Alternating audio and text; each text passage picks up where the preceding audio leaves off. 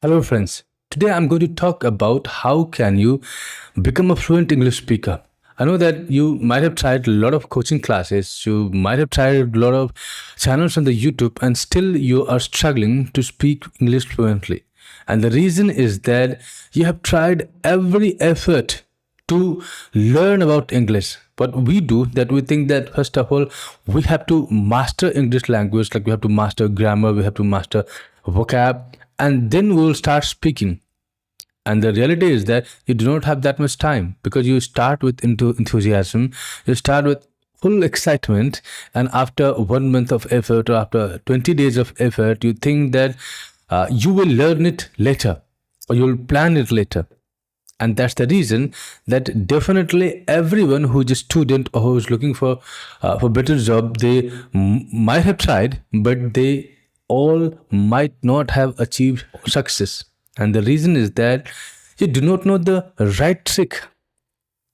If you want to learn mathematics or if you want to learn any other subject, that is purely based on the learning, like how good you are with your memory. That will define that how good you will be with that subject. But improving language is absolutely different from those subjects because this is the practical skill. Suppose you know how to speak better Hindi, but you are not practicing it in a different circumstances or different kind of environment, and if you are exposed in that kind of environment, you will find it very difficult to speak. Suppose you know Hindi, but you have never practiced or you have never faced a stage, you have never participated in any kind of group discussion. So what happens in group discussion that everyone is trying to impose their idea, and if you don't know how to do it, then you will be hyper or you will lose your confidence, and that's what happened. So the point is that if you are trying to learn English, then you have to follow certain things. And what are these certain things? First thing, which is very important for learning English, and that is develop a connection with it. Like if you want to learn anything, the first phase or first step is to develop your interest in that particular field. Suppose you want to learn cricket. You can take the example of Sachin Tendulkar as well, that he was very much interested in it. And when for the first time his father took him to one cricket coach, the cricket coach told him to play some shots. And when Sachin displayed some shots of cricket, he said that your son, which means Sachin Tendulkar, can be anything, but he cannot be a cricketer. But Sachin Tendulkar proved that person absolutely wrong. And how did it happen? It happened because Sachin Tendulkar had deep interest in cricket. So in the same way, if you want to learn spoken English, if you want to learn English communication, then first you have to improve your connection, you have to improve your interest. It's not like you do not have interest or you do not want to develop your interest and then you want to learn English. That's not going to happen. Same thing happened with me as well, that when I tried to learn, I was trying to learn through the classes. I was trying to learn through the grammar book. I was trying to learn through the newspaper by learning vocabulary. But there came a time when I had good vocab. I was very good at translation because my grammar was really good, and still I was not able to speak. The point is that I was trying it in a wrong way. And what is the right way? The right way is that yes, you have to develop a connection. Like you can watch, if you have interest in cricket, you can watch cricket in English commentary. If you have interest in watching web series, then you can watch English web series and you can entertain yourself. If you have interest in watching movies, then in the place of watching Hindi movie or in Hindi subtitle, you can watch it in English movie and in English subtitle.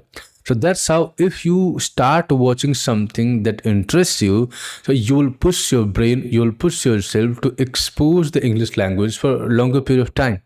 And that's how your mind will first become familiar with the English words and English language.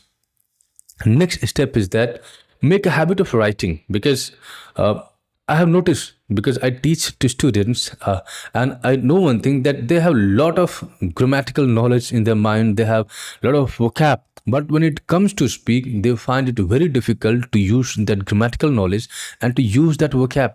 But when you're writing something, suppose you're writing a thought, an idea, or something that is coming to your mind, so now you're utilizing your grammar, you're utilizing your vocab, so that gets repeated in your mind. it means that that is not lost. You'll start exposing and juggling everything in your mind, and that's how you'll get the revision.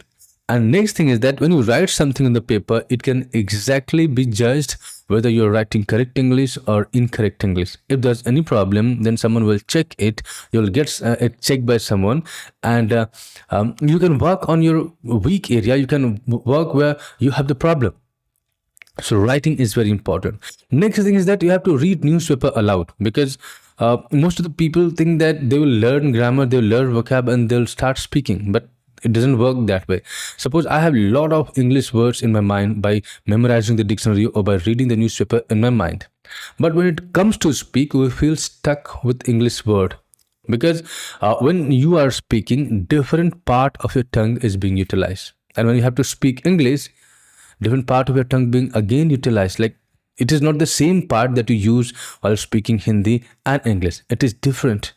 And that's the reason that when you want to speak English, you have to strengthen that muscle which is responsible for speaking or uttering English words. So how can you do this? First, you can do this by practicing tongue twisters. Second, you can do it by reading newspaper aloud. When you read newspaper aloud, it helps you to get practice on your tongue. Your tongue feels strengthened, and now when you read newspaper consistently reading it aloud, you'll feel that English words are coming to your tongue very easily and very naturally. That's how you improve your confidence. Suppose you go to cricket field and you practice cricket every day. So even if you do not realize, and even if you're not playing it consciously, reflexes of your body movement get so well that the moment ball touches the ground, you'll judge it that how to play it, and automatically reflexes will help you to play that ball. So in the same manner, if you give practice to your tongue, and whatever ideas come to your mind, whatever words come to your mind, automatically it will be spoken by your tongue. So this is very important, and I have done it. Next thing, that you have to stay away from a lot of suggestions, because every time someone will come and they will give you some suggestions. Sometimes people give suggestions to me as well, that if you want to speak better English, then you have to speak English in passive voice. You have to speak English by following that manner. You have to work on your accent. But I don't care about all these things, because for me, English is a language, and if I have to communicate my idea to the person who understands Hindi, I prefer Hindi language. But if I'm talking to someone who doesn't understand English language, or when English conversation is required, then I take English as a medium. And that's why it is very important that you be rich with your vocab, be rich with your sentence formation, and be very confident while you're expressing something. These are the keys to speak better English. It is not like you have to master accent. Someone just, like, there are a whole lot of people who will judge you on the basis of what kind of accent do you follow. You tell me one thing, that if you go to America, there are 28 states, or maybe more than 28 states in America, and every state have different accent. So even if you have to learn American accent, how many accents will you learn? Because there are different accents that is spoken in America. Go to European countries, there are a lot of countries that comes under Europe, and every country has different accent. So why learning something that is not going to produce any meaning? And since you know that you have to stay in India, we Indian have different accent that is neutral. Like, we are not very close to American, we are not very close to British. We are speaking our own accent. And accent is something that you will automatically learn when you will be exposed to that kind of environment. I have experienced it. Sometimes I go to Ghats, and I realize one thing, that when I'm talking to any American, it becomes very easy for me to reach close to him. I'm not saying that I start speaking exactly American accent, but I reach so close that he doesn't feel uncomfortable, or he understands each and every word. That's what we need. If I'm talking to European, so automatically your tongue and your things will, your tongue and your accent will be in a way that you're speaking in a British accent. And the point is that if you're thinking about accent, and if someone is pushing you or misguiding you to learn different accent, it means that is just giving wrong instruction to you. Next thing is that when you're going to take admission in any spoken English class, you have to be very selective, because we are living in an age and a time where any teacher If someone is teaching mathematics, if someone is teaching geography, if someone is teaching physics, or if someone is teaching spoken English, definitely they are available on social media platform, and definitely they are talking in English. Suppose if I have the skill and knowledge of talking in English, and definitely I will have some platform where I will speak something, and this creates a free of cost marketing as well, because every coaching owner, they think that they need the good marketing, and it requires a lot of heavy investment in doing marketing. But if you are recording something on social media, if your quality is really good, then there are chances that you'll get more exposure, your video goes viral. But in today's time, if someone is avoiding speaking on social media, if someone is avoiding speaking publicly, it means that they have fear, their communication skill is not good, and they're really scared of speaking English because they will be caught red-handed while speaking wrong English. So if someone is not available there, and if someone is not speaking, then do not trust that person. Sometimes it happens that suppose XYZ person, they have a lot of money, and they think of starting their own coaching, and they only know makeshift English, like their English is not good. So what will happen, that with the help of marketing, they will create attractive posters, or they will create attractive marketing, and you'll go in the coaching. And in that coaching, since you are a beginner, you will never know that that person's confidence is good or not, that person's communication is good or not, that person's English is good or not. And in 1 month, that person or that teacher will develop a good connection with you, that even if you realize that you're not progressing, you will never complain against that person. And that's what's happening, that in local area, a lot of teachers proclaim that they are going to teach you how to be fluent speaker in just 90 days. And the fact is that not a single student becomes fluent in 90 days.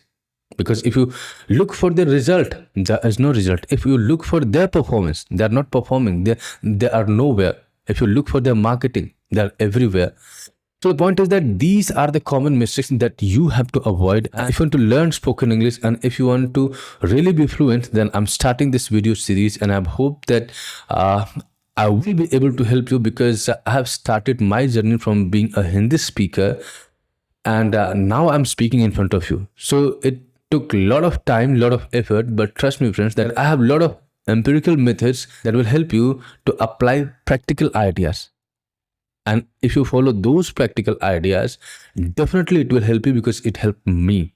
So I hope that you will like this session, and if you like this particular video, then hit the subscribe button, and if you're watching me on Facebook, then follow the Facebook page and share this video to your friend as well, so that he can also get some kinds of tips and ideas with me. So we are going to start a long series of lectures on how to develop your English fluency and how can you become a good English speaker. So stay tuned with me, and I hope that I'm going to take you on the great journey of being a fluent speaker. So thank you for staying in this video. See you next video. Till then, keep learning English.